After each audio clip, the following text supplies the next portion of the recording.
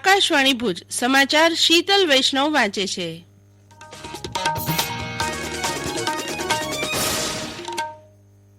નમસ્કાર. રાજ્યમાં કોરોના સંક્રમણને કારણે 4 મહાનગરોમાં હાલ રાત્રિ કર્ફ્યુ મૂકવામાં આવ્યો છે. ત્યારે લગ્ન સહિત અંતિમ વિધિમાં સામેલ થનારા લોકોની સંખ્યા મામલે રાજ્ય સરકારે મહત્વનો નિર્ણય લીધો છે.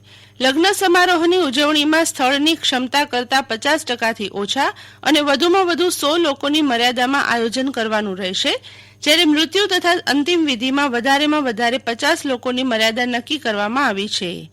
જે શહેરોમાં રાત્રિ કર્ફ્યુ લદાયો છે તેવા શહેરોમાં કર્ફ્યુમાં નિર્ધારિત સમયગાળા દરમિયાન કોઈપણ લગ્ન કે અન્ય સમારોહની ઉજવણી પર પ્રતિબંધ મૂકવામાં આવ્યો છે. સમગ્ર રાજ્યમાં આ નિર્ણયનો અમલ આજ મધ્યરાત્રિથી કરવામાં આવશે. દરમિયાન આગામી 7મી ડિસેમ્બર 2020 સુધી અમદાવાદ પોલીસ કમિશનર દ્વારા રાત્રિના 9 વાગ્યાથી સવારના 6 વાગ્યા સુધી રાત્રિ કર્ફ્યુ લંબાવવામાં આવ્યો છે. દેશમાં કોરોનાના વધતા સંક્રમણ વચ્ચે મહારાષ્ટ્ર સરકારે ગુજરાત, ગોવા, રાજસ્થાન અને દિલ્હી એનસીઆરથી ફ્લાઇટ અને રેલમાર્ગે મહારાષ્ટ્ર આવનારા પ્રવાસીઓ માટે RT-PCR ટેસ્ટ ફરજિયાત કરી દીધો છે. મહારાષ્ટ્ર સરકારના જણાવ્યા મુજબ પ્રવાસીએ ટેસ્ટ કરાવી તેનો નેગેટિવ રિપોર્ટ સાથે રાખવો પડશે અને જો ટેસ્ટ રિપોર્ટ નહીં કરાવેલ હોય તો તેમની શારીરિક તપાસ કરાશે અને પોઝિટિવ હશે તો ત્યાંથી પ્રવાસીને કોવિડ કેર સેન્ટર મોકલી દેવામાં આવશે. મહારાષ્ટ્ર સરકારના આ નિર્ણયથી કચ્છથી મુંબઈ જતા પ્રવાસીઓને ટેસ્ટ કરાવવા દોડધામ કરવી પડશે. સર્વોચ્ચ અદાલતે ગુજરાત સહિત દિલ્હી, મહારાષ્ટ્ર અને આસામની સરકારોને પોતાના રાજ્યોની કોવિડ-19ની વર્તમાન સ્થિતિ તેમજ આવનારા મહિનાઓમાં વધતા સંક્રમણને અટકાવવા લીધેલા પગલાં અને આગોતરી તૈયારીઓ અંગેનો અહેવાલ અદાલતને સુપરત કરવા જણાવ્યું છે. ન્યાયમૂર્તિ અશોક ભૂષણની અધ્યક્ષતાવાળી પીઠે આ રાજ્યોમાં કોવિડ-19ની વણસતી જતી પરિસ્થિતિ અંગે ચિંતા વ્યક્ત કરી છે. અદાલતે જણાવ્યું હતું કે ગુજરાત, દિલ્હી અને મહારાષ્ટ્રમાં નવેમ્બર માસમાં કોવિડ-19ના કેસમાં વધારો થયો છે. ગુજરાતમાં રમકડા ઉત્પાદનને વેગ આપવા માટે ટોય પાર્કની સ્થાપના કરવા માટે શક્યતાદર્શી અહેવાલ તૈયાર કરવાની સૂચના મુખ્યમંત્રી વિજય રૂપાણીએ આપી છે. ગાંધીનગર ખાતે GIDC વસાહતોના વિકાસ અને કોમન ઇન્ફ્રાસ્ટ્રક્ચરની ખીલવણી વિશે યોજાયેલી ઉચ્ચસ્તરીય બેઠકમાં તેમણે ટોય ઇન્ડસ્ટ્રીનો મોટા પાયે વિકાસ થાય અને નિકાસલક્ષી ઉત્પાદન શરૂ થાય તેવી વ્યૂહરચના ઘડી કાઢવા પણ તંત્રને સૂચના આપી હતી.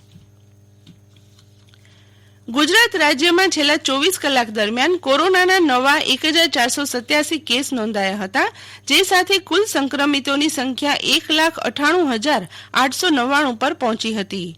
કુલ એક્ટિવ કેસ 13,147ની થઈ છે. સાજા થયેલ દર્દીઓની સંખ્યા 1,234ની થઈ છે, જે સાથે કુલ સાજા થઈ પરત ફરેલની સંખ્યા 1,81,187ની થઈ છે. ગઈકાલે 17 દર્દીઓના મૃત્યુની સાથે કુલ મૃત્યુ પામેલ દર્દીઓની સંખ્યા 3,876ની થઈ છે. કચ્છમાં ગઈકાલે કોરોનાના નવા 11 કેસની સાથે કુલ પોઝિટિવ કેસની સંખ્યા 3,123ની થઈ છે. ગઈકાલે ગાંધીધામમાં 4, ભુજમાં 3, અંજારમાં 2 તેમજ અબડાસા અને ભચાઉમાં 1 કેસ નોંધાયેલ છે. કુલ એક્ટિવ પોઝિટિવ કેસો 216 છે. તે સાથે આજ સુધી સાજા થઈ રજા અપાયેલ કેસની સંખ્યા 2,790ની થઈ છે. ગઈકાલે એક પણ મૃત્યુ નોંધાયેલ નથી, જેથી આજ સુધી કુલ મૃત્યુ પામેલ કેસોની સંખ્યા 71ની રહી છે.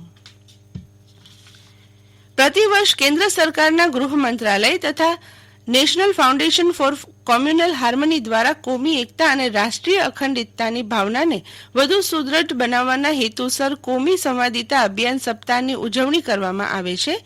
આ વર્ષે 19 નવેમ્બરથી 25 નવેમ્બર દરમિયાન કોમી સંવાદિતા અભિયાન સપ્તાહની ઉજવણી કરવામાં આવી.